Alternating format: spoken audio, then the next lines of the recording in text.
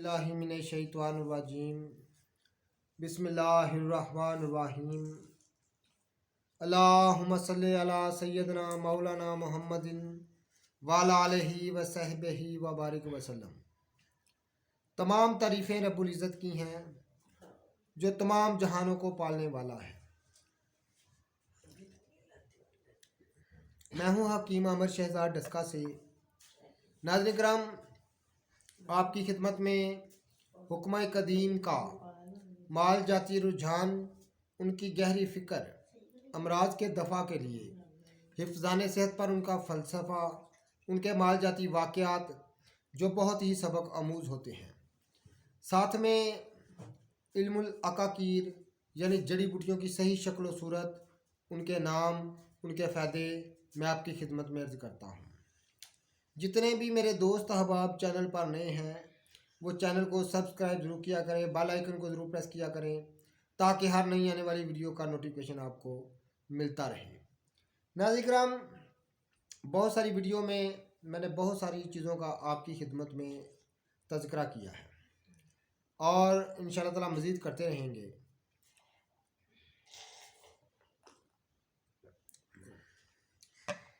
फलबेरी का मार्के का इलाज मैं आपकी खिदमत में अर्ज़ करने जा रहा हूँ, उसकी हकीकत, उस इलाज की, और एक मामूली चीज़ से किस तरह एक शख्स इसका मुकम्मल मालिज बना बैठा था।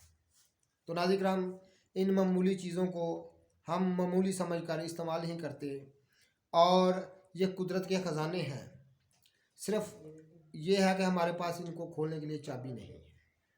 चाबी से मुराद हमें इनका इल्म नहीं है, हम इनको जानते नहीं, पहचानते नहीं। तो नाज़रीन किराम, एक शख्स था जो कि फलबेरी का मुकम्मल तौर पर मालिज बना हुआ था।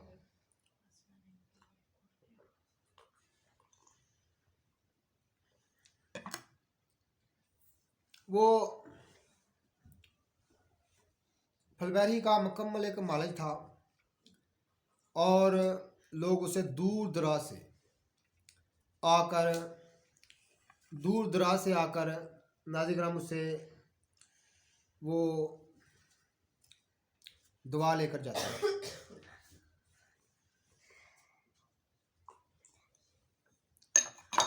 बेटा ये पकड़ लो। दूर दराज से उसे फलबेरी की दुआ लेकर जाते थे और 3-4 माह के मुसलसल इस्तेमाल से मुकम्मल तौर पर दाग दूर हो जाते थे। तो नाज़रीन किराम, ये बात हमारे बचपन की है, यानी आज से 40-45 साल कबल की बात है। तो चूँकि हमारी रहाइश शुरू से ही डस्का में है, तो यहाँ से गालबन 18-20 किलोमीटर की मसाफत पर वो गांव है दामों के दरवेश के। दामों के दरवेश के एक गांव है, तहसील डस्के का ही वो गांव है। वहाँ पर एक शख्स था जो फलबेरी का इलाज किया करता था और बड़ी उसे नामवारी हासिल थी। बड़ी बड़ी दूर से लोग उसे आकर दुआ उससे इलाज करवाया करते थे। वो मुकम्मल तौर पर फलबेरी का मालिज बना बैठा था। तो नाज़रीन किराम, चूँकि मेरे वालिद साहब हकीम मौलवी इनायतुल्लाह साहब ने ये बात हमें बताई, हुआ यूं कि हमारे घर में कोई रिश्तेदार आए हुए थे। तो उस लड़के को फलबेरी थी, बच्चा था, तो उस बच्चे को फलबेरी ही थी। तो लफ्ज़ फलबेरी है, अक्सर हम फलबेरी उसको बोल देते हैं तेज़ ज़ुबान में। तो असल तिबी इस्तिलाह में तो उसको बरस कहते हैं, सफ़ेद दाग। तो काफ़ी डरावना मर्ज़ है, जिस किसी को हो जाता है तो फिर आप देखते हैं कि उसका सफ़ेद धब्बे बहुत बुरे लगते हैं। कईयों का कुछ लोगों का तो पूरा जिस्म ही सफ़ेद हो जाता है। इस तरह आपने देखे होंगे फलबेरी के मरीज़, तो नाज़रीन कराम वो बच्चा हमारे घर आया, उसको फुलबेरी थी, लेकिन थी थोड़ी, ज़्यादा नहीं थी। उसके चेहरे पर, हाथों पर कुछ दाग थे। तो उसकी वालदा ने इसरार किया कि मुझे पता है कि अब डस्के के करीब कोई शख्स है, वो फुलबेरी का इलाज करता है। यानी ये आप देख लें कि इसकी शोहरत कहाँ तक थी। दूर दराज यानी शेखुपुरा, कसूर, साहिवाल, जेहलम, शकरगढ़ जैसे दूर दराज इलाकों तक उसकी जो है वो शोहरत थी। तो वो नाज़रीन कराम वो शख्स जो है वो फुलबेरी का इलाज किया करता, मुकम्मल जामिया तौर पर उसका मालिज वो बना बैठा था, और बड़ी सीना तान कर ये बात करता था कि हमसे बेहतर फुलबेरी का कोई इलाज नहीं कर सकता। तो वो ख़वातीन जो हमारे घर मेहमान थी, उन्होंने इसरार किया कि हमने सुना हुआ है, तो इस लड़के को ना वहाँ से दुआ लेके देनी है। वाला साहब चूँकि इलाज मालजा किया करते थे, तो वाला साहब ने कहा कि आप को हम दुआ दे देते हैं तो ये बच्चा ठीक होगा। लेकिन वो ख़वातीन जो उसकी शोहरत सुनी हुई थी, तो ख़वातीन की ये अक्सर आदत होती है कि जो बात सुन ले किसी मशहूर बंदे के मतलब, तो फिर वो इसरार करती हैं। तो उन्होंने कहा नहीं, हमने आए डस्के इसलिए हैं कि उससे दवाई लेकर आएंगे, उससे दवा लेकर आएंगे। तो 2-3 माह की हमने लेके जानी है। तो याद करा वो कसीर पैसे लेता था, कसीर रकम बटोरता था वो उस इलाज मुआवजे के बाद में।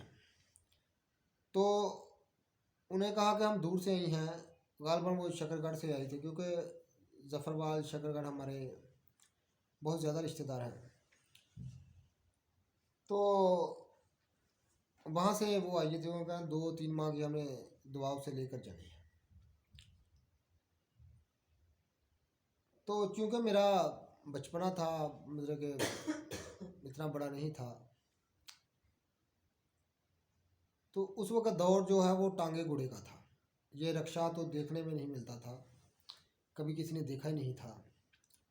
डांगे घोड़े टांगे घोड़े का दौर था। तो वाला साहब ने कहा कि तुम साथ जाओ, और ये मोहल्ले का एक टांगे वाला है तो उसको साथ ले जाओ, और इनको भी साथ ले जाओ, तुम साथ जाओ। जाकर तो उनको दुआ ले दो वहाँ से। तो मैंने कहा ठीक है। हम तांगे पर बैठकर वहाँ चले गए। आधा पौना घंटा लगा हमें वहाँ जाने में। तो नाज़रीन वो चूँकि फुलबेरी का मुकम्मल मालिज बना बैठा था, तो उसके पास हर वक्त कोई ना कोई फुलबेरी की दुआ लेने ज़रूर बैठा हुआ करता था। जब हम गए तो उसने दुआ जो है वो 3 माह की उनके औरतों के कहने पर दे दी। तो उसने कसीर रकम ले ली उनसे, कहने लगे कि 1 माह की दुआ हम देते, इससे ज़्यादा देते नहीं, जो आप इसरार कर रही हैं, तो हमारे पास दुआ कम है, तो चलो फिर भी हम दे देते हैं, लेकिन इतने पैसे लगेंगे। मुझे याद नहीं, गालबन उन्होंने ज़माने में उनसे 300 रुपया गालबन मेरे ख्याल से लिया था। यानी 1 माह की दुआ का वो 100 रुपया चार्ज करता था। तो उस ज़माने में 100 रुपया बड़ी बात थी। मैं आज से 40-45 साल पहले की बात कर रहा हूँ।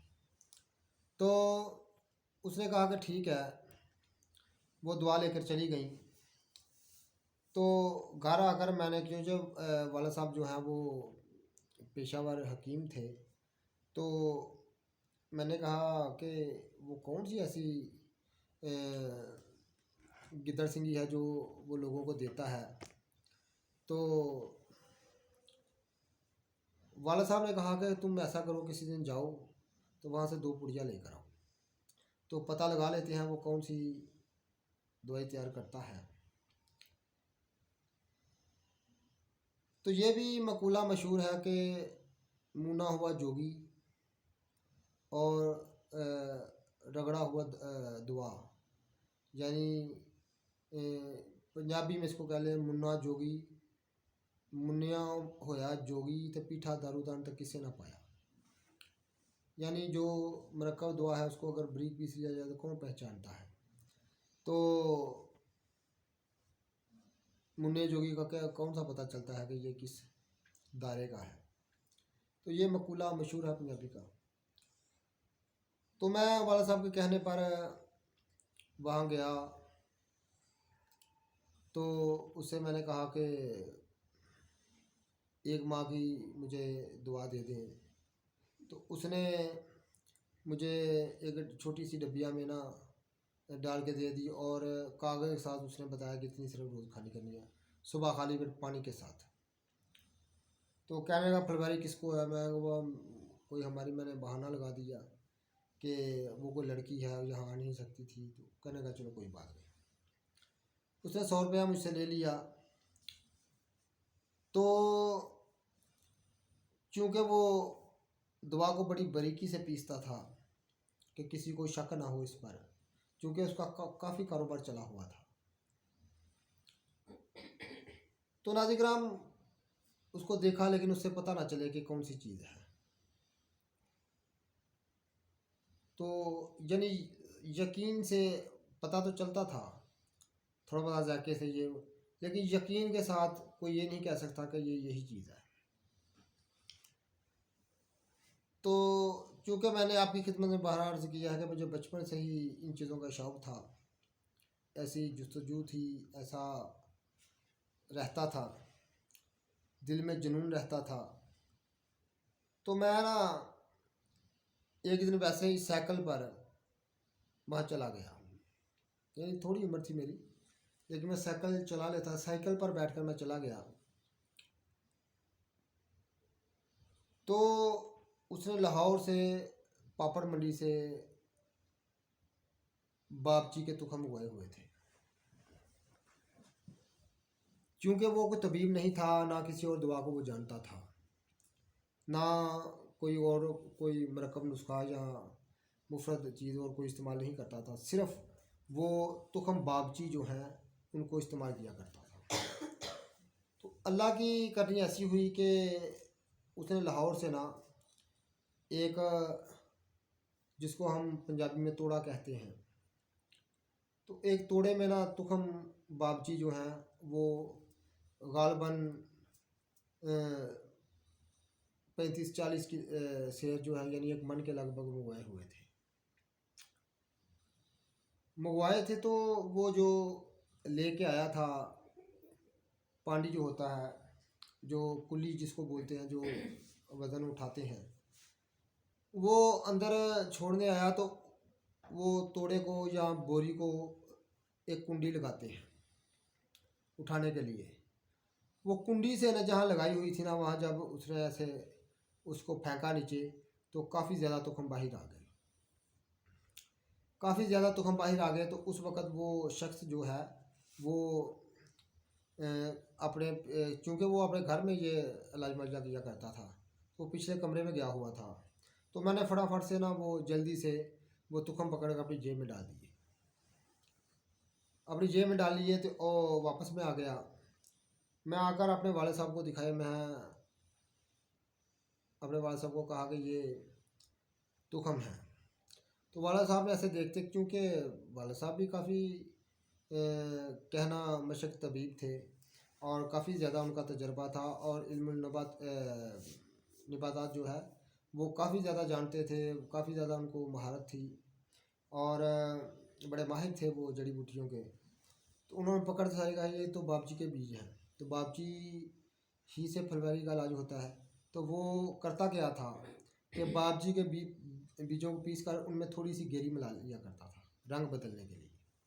सिर्फ ये वो करता था कि बापजी के पीसों को बीजों को बारीक पीस कर, उसमें घर में छोटा सा ग्राइंडर रखा हुआ था, उसमें बारीक पीस कर उसमें थोड़ी सी गेरी मिला लेता था कलर को चेंज करने के लिए। तो और कोई चीज़ नहीं होती, जायका उसका बापजी का था। तो वाला साहब ने कहा ये तो बापजी के बीज हैं।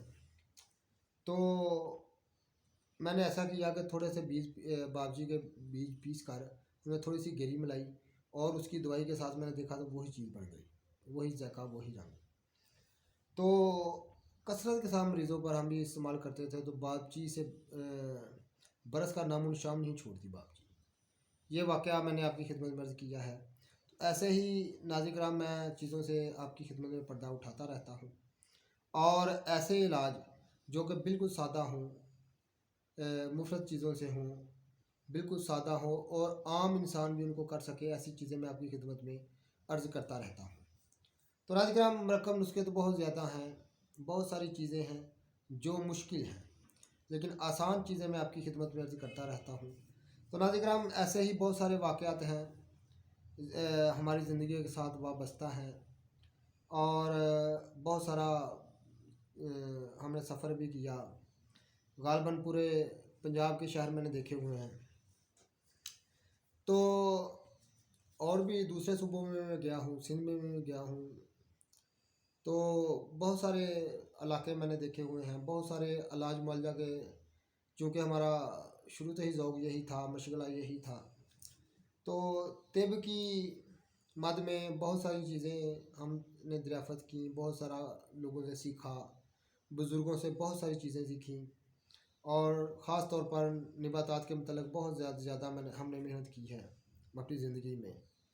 जड़ी बूटियों के मतलब मैंने बहुत मेहनत की, इनकी शनाख्त करने के लिए, इनको देखने के लिए, और इनकी इक़साम, इनके अफ़ाल व अक़वाल जानने के लिए मैंने बड़ी मेहनत की है। तो बहुत सारी जड़ी बूटियाँ को इंशाअल्लाह ताला हम जानते हैं, तो कुछ ऐसी भी हैं जिनको हम नहीं जानते, लेकिन उनको भी कोशिश कर रहे हैं। तो नाज़रीन कराम ये बाबजी का वो इलाज किया करता था, एक मुकम्मल तबीब था बाबजी बरस का। तो फुलवारी का वो मुकम्मल तबीब बना बैठा था, और कसीर रकम वो जमा किया करता था, सिर्फ बाबजी के तुखम दिया करता था। तो गालबन वो पूड़ी जो दिया करता था उसमें गालबन एक माशा के लगभग खुराक हुआ करती थी, यानी जो वो पूड़ी बांधता था ना, उसमें गालबन एक माशा दवा हुआ करती थी, सिर्फ बाबजी के बीज होते थे और कुछ भी नहीं। तो उसका तरीका मैंने आपको बताया, वो कैसे रंग बदलता सदा चलाकी करके। तो नाज़रीन कराम एक छोटे बच्चों को आधी खुराक दिया करता था, तो जो बड़े लोग हैं उनको वो एक माशा की खुराक दिया करता था।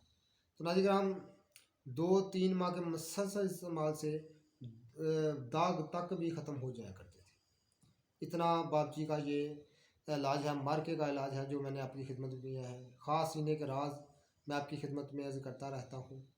तो नाज़रीन कराम बहुत सारी चीज़ें को मैंने लिखा हुआ है, बहुत सारी चीज़ों को मुझे याद हैं, और बहुत सारी चीज़ें ऐसी हैं जो मैं भूल गया हूँ, क्योंकि पुरानी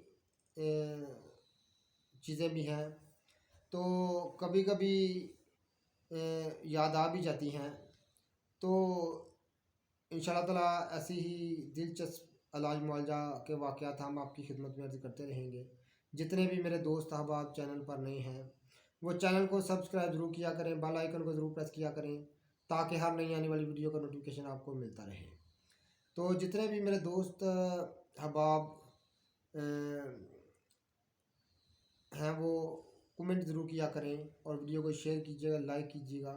ऐसे ही इंशाअल्लाह ताला मज़ीद इलाज मुआलजा की बातें हम आपसे शेयर किया करेंगे, और ख़ास लोगों के जो